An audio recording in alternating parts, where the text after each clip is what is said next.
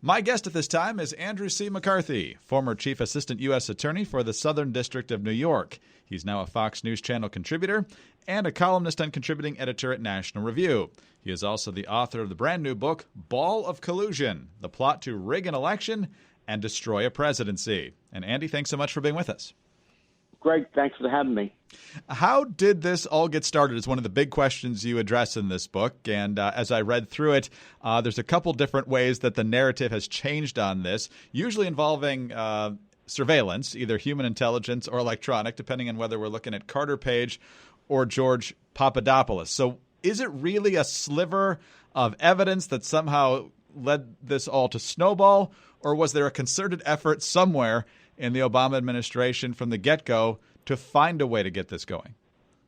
I think it's more like a concerted effort, and one of the misnomers here in the end, which I try to address in the book, Greg, is to call it the investigation, and I do it myself. I talk about the Trump-Russia investigation, and the shorthand we often use for it is Russiagate.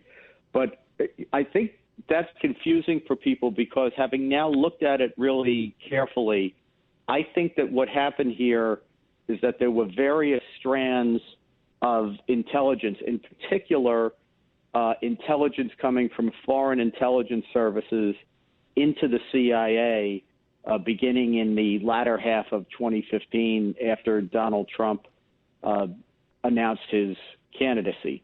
So, we talk all the time about the investigation, and that usually is a reference to the investigation that the FBI formally opened at the end of July 2016. I use the word formally because I think even the FBI was investigating for a long time before the end of July. But there really, I don't think, was one investigation. I think there were a number of investigations, and they go back to 2015.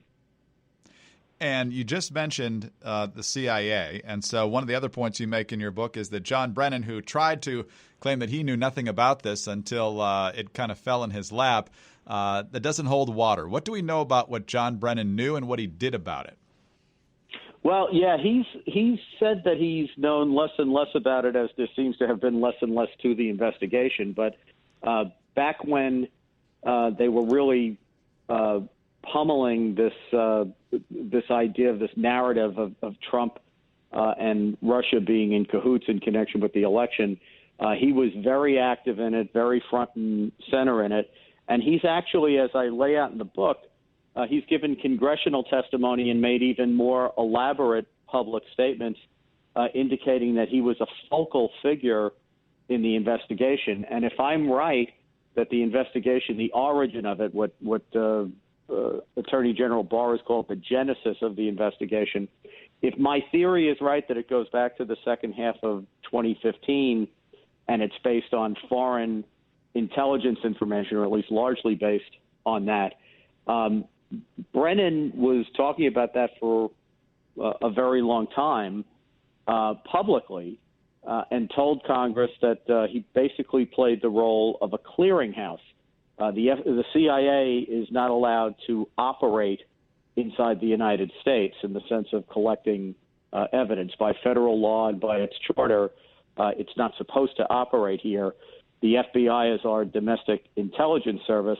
And the way Brennan described it, he was kind of a clearinghouse figure, taking information from foreign intelligence services and making sure it got to the FBI. So I think he's really at the center of all this. You've also made some headlines in the past couple of weeks, Andy, by pointing out that given the nature of what was being investigated here, that at some point President Obama would have had to have been briefed on it and given some sort of approval for it to keep going, or at least to intensify. What do we know for sure? When would he have gotten involved?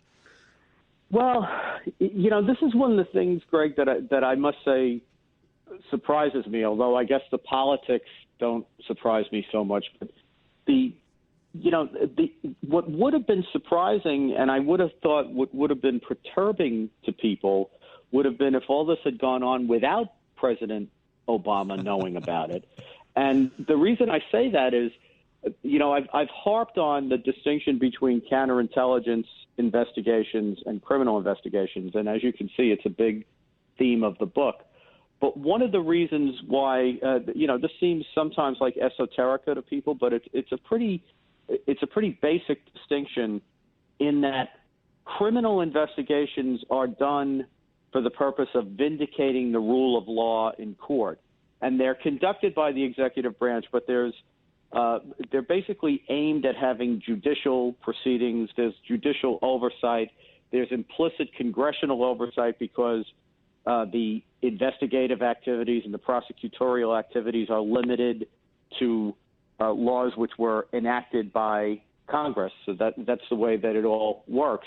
And the idea is to aim at eventual judicial proceedings. And that's the reason we really don't want politics to enter into it. We don't want politics determining, who gets charged and who doesn't and that sort of thing. Counterintelligence investigations, which are also done by the FBI, are very different, not only in degree but in kind. It's almost unfortunate that they're called investigations. I wish there were another word for them, because the fact that both criminal and counterintelligence are done by the FBI, and the fact that they're both called investigations, naturally leads people who are not versed in these things to assume that they're more or less the same thing. And they're totally different. The purpose of counterintelligence is not to build prosecutable cases.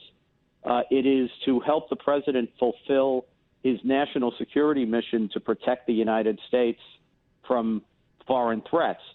So what you do in counterintelligence is gather information about the intentions and actions of foreign powers to the extent that they may threaten American interests both in the United States and around the world.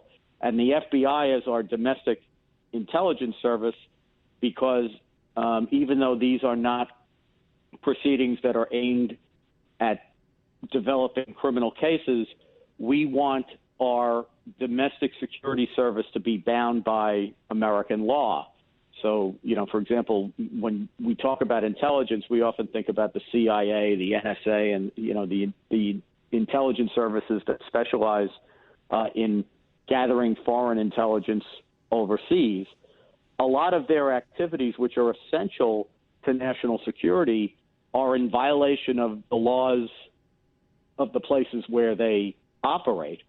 And sometimes they're even in violation of American law. So it's vital work that they do, but we don't want our domestic intelligence service, our domestic security service, to be set up that way. We want it to be bound by American law. So we have the FBI do it, and our idea, unlike, say, the British system, where the intelligence mission and the law enforcement mission are kept separate, we've always had them under the same agency roof on the idea that they actually leverage each other and improve each other. So that, for example, if you make good law enforcement cases and get good intelligence out of them, that can improve our intelligence base and our security. So that's the whole idea.